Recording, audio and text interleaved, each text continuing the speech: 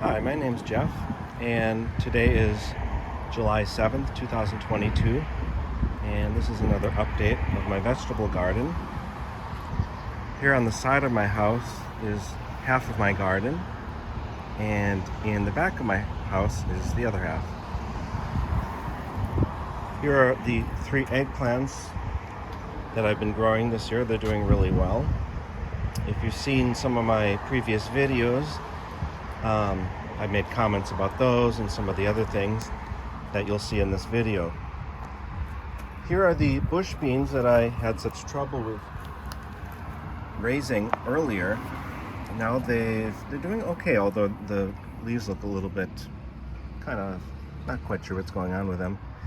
These are the beans that this particular variety produces. They have sort of a muddled look. I grew these a couple of years ago, if you've seen some of my videos from previous years.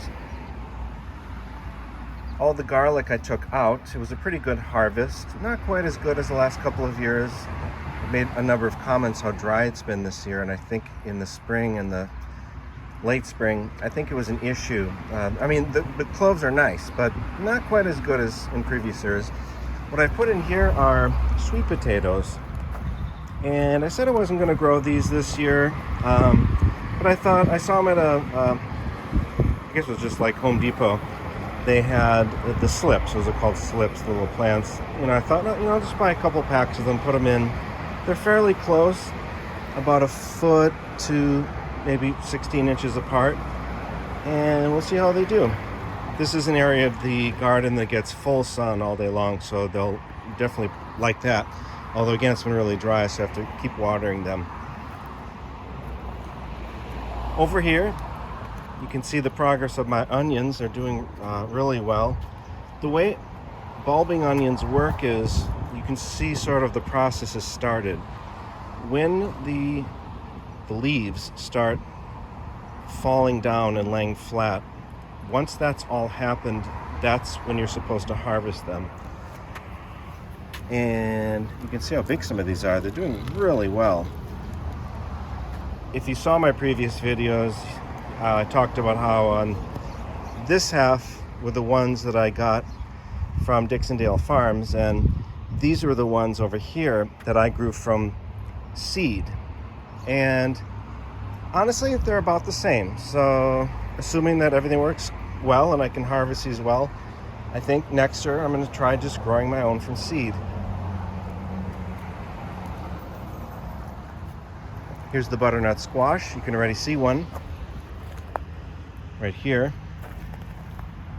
There's another one. 2 more here. Looks like they did get pollinated. What happens sometimes, if they don't get pollinated, they turn brown and they fall off. Like here's a little tiny one. Don't know if it's been pollinated. It looks kind of yellow, so that might not have been pollinated, and that's fine. It happens. Some will get pollinated, some won't. In here, previous video, I had some other stuff. Pulled it out. This is my second wave of tomatoes. These 2 here are, for once I've labeled all of them. Sweet Million is a red, very delicious cherry tomato. I have 2 of those. A lonely pepper plant. The cantaloupe. This is what happened when you put your onion plants in and they're shaded out for a couple of months by other stuff, and you can see they are bulbing, but they're not going to be very big. So if you're going to do these bulbing onions, you have to get them in very early. You have to start them from seed, get them in early, or buy the plants. And they need full sun all day long, and they at the beginning stages, you want to fertilize them, water them well. Here are my strawberries that are taking over everything. I had a pretty decent harvest with the strawberries.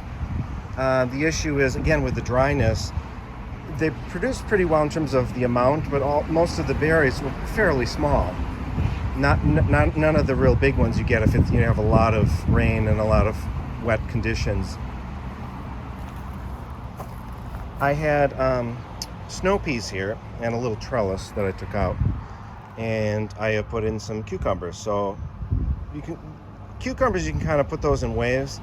It's only July 7th, and they'll grow until mid-October, if assuming they survive without any diseases. Here I have my leeks that I've been talking about in previous videos. They're doing okay. They do produce scapes, which I didn't know.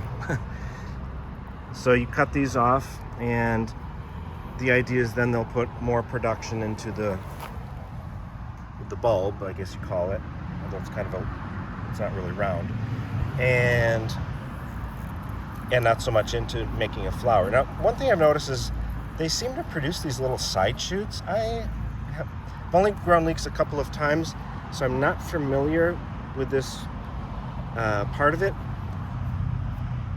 So it's something I'll have to look into. 2 celery plants that got kind of caught here. I don't know why I planted them here in the middle of all these other plants. The nice thing about the celery, if you grow it, you can, not just the stalks, but you can use the leaves in soups and things, and it's really nice. Trying to get some more. You don't want this going over here. I have to get that out very carefully. The idea was that these were supposed to go up this trellis, this teepee trellis. So if I can do this without breaking it. The idea was for them to grow up this guy. There we go. Was having trouble with some of the bugs eating them. You can see I had to replant, and see they get eaten. These pill bugs that I was having trouble with early in the year. Some of the other ones, I've watered these quite a bit, but it's so dry. I guess there is moisture in there. Pepper plants are doing really well. Most of the peppers have fruit on them. A lot of these are color peppers, so I have orange, red, and yellow. You can also just cut them as green peppers if you want. Here's another, in a previous video I called this a pepper plant. It's actually another one, a celery plant. Doing really well. Celery grow yourself is a lot stronger than you get in the grocery store. These are the shishito peppers, doing really great. I mean, look how prolific these things are. Just loaded with peppers. So I'll have to come out here pick these. I put these on a skewer and did them on the grill. They're delicious, and just sprinkle some olive oil and some salt on them. You can also saute them. Here's a bunch of my other this is my main pepper bed here, about half of the bed. This is my first wave of tomatoes. Loads and loads of tomatoes. Nothing ripe yet, though. This is the last remnants of my sugar snap peas.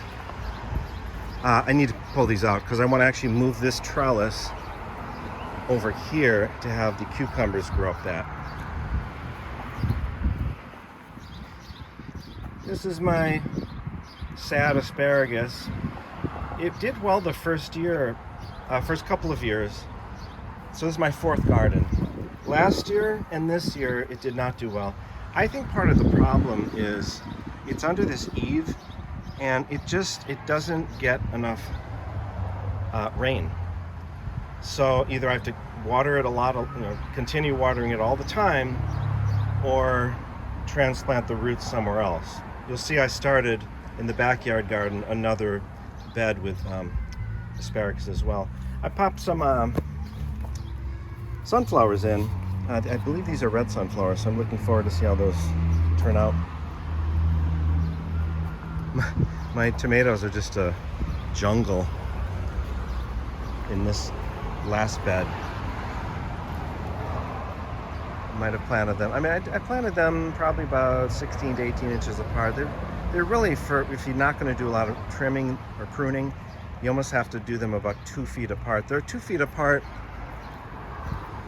this way, but the depth, they're not as far apart. So they look so tiny when you put them in. You think, oh, there's so much room, and it never seems enough. A few peppers here. In fact, I had to trim back the tomatoes. They were taking over my peppers. blocking them out from the sun. Cucumbers, these are the cucumbers that came up as volunteer plants, and I put the trellis up. I think there's some starting on this one, some little guys, can't remember. There is one cucumber. These are the ones I planted myself. They were getting eaten, which is weird. The leaves are really kind of rough. I wouldn't want to eat that. I'm not a woodchuck, but I would think a woodchuck would want to eat something not as prickly in its mouth, but it was chewing on the leaves. Let's see, there's a little guy. There is one in here somewhere. Oh, there it is. So I have, can't see it very well. There, and then there's more in there. Oh, here's one. So they're just about ready. And they're, they kind of go around the side. They're not getting a lot of sun here is the issue, because the tomatoes are just, the jungle of tomatoes is not allowing them to. Cucumbers really want that full sun all day long. That's why I decided to do another wave here with, that really should get more sun. But it's fine. This part of the garden doing extremely well. Very happy with it.